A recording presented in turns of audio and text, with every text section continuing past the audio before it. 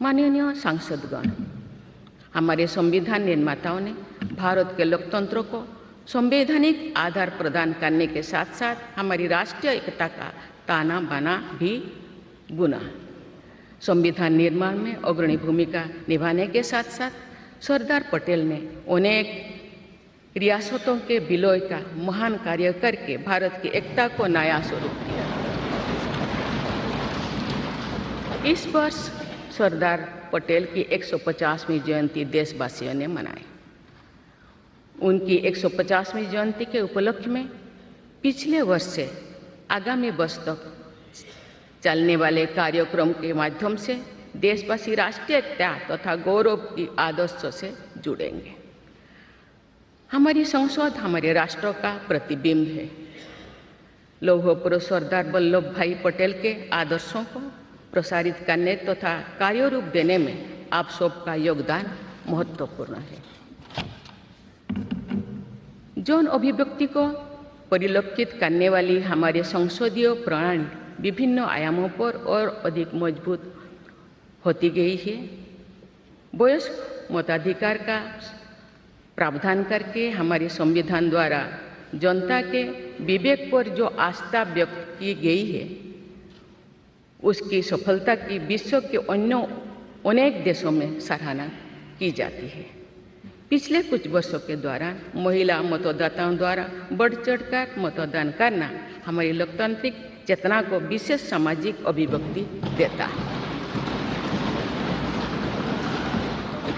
महिला, युवा, गरीब, किसान, अनुसूचित जाति और जनजाति समुदाय के हमारे देशवासी, मिडिल क्लास तथा न्यू मिडिल क्लास के लोग हमारी लोकतांत्रिक प्रणाली को पंचायत से संसद तक मजबूती से दे रहे हैं। हमारी समावेशी लोकतंत्रों में जन जन की भागीदारी को प्रोत्साहित किया जा रहा है। धरती आबा भगवान बिरसा मुंडा की जयंती के दिन जनजातीय गौरव दिवस मनाने की परंपरा शुरू की गई है और उसे बहुआयामी विस्तार दिया जा रहा है। भगवान बिरसा मुंडा की 150वीं जयंती से जुड़े समारोह देश भर में वर्षों पर्यंत आयोजित हुई। विरासत और विकास को जोड़ने वाली जनजातीय परंपराओं का संरक्षण और संवर्धन किया जा रहा है।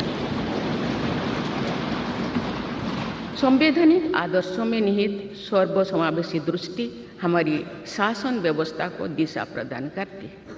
हमारे संविधान में निहित नीति निर्देशक तत्व हमारी शासन व्यवस्था के लिए मार्गदर्शन प्रदान करते हैं। संविधान सभा के अध्यक्ष डॉक्टर राजेंद्र प्रसाद ने कहा था कि जो स्वाधीनता हमने प्राप्त की है उसकी रक्षा करना और उसको बनाए रखना तथा जनसाधारण के लिए उसको उपयोगी बनाना उन पर निर्भर करता है जो इस संविधान का क्रियान्वयन करेंगे।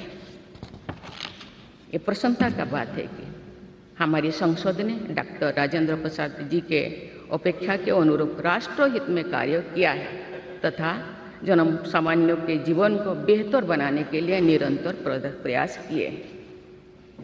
अंत्योदय की इसी दृष्टि के साथ आधुनिक विकास का समन्वय करके भारत विश्व समुदाय के सम्मुख विकास का एक नया मॉडल प्रस्तुत कर रहा है। विश्व स्तरीय इंफ्रास्ट्रक्चर के विकास से लेकर जन कल्याण की सुविधाओं को 100% लाभार्थियों तक पहुंचाने के प्रयास हमारी राष्ट्रीय प्रगति को अतुलनीय विस्तार देते हैं। संवैधानिक व्यवस्था के अनुसार आगे बढ़ते हुए हमारे देश की कार्यपालिका, विधायिका और न्यायपालिका ने देश के विकास और देशवासियों के जीवन को संबल प्रदान किया है। संसद के दोनों सदनों के सदस्यों ने हमारे देश को आगे बढ़ाने के साथ साथ गहन राजनीतिक चिंतन की स्वस्थ परंपरा विकसित की है। आने वाली कालखंड में जो विभिन्न लोकतंत्रों और संविधानों का तुलनात्मक अध्ययन किया जाएगा तो भारतीय लोकतंत्र और संविधान का विवरण स्वर्णाक्षर में किया जाएगा।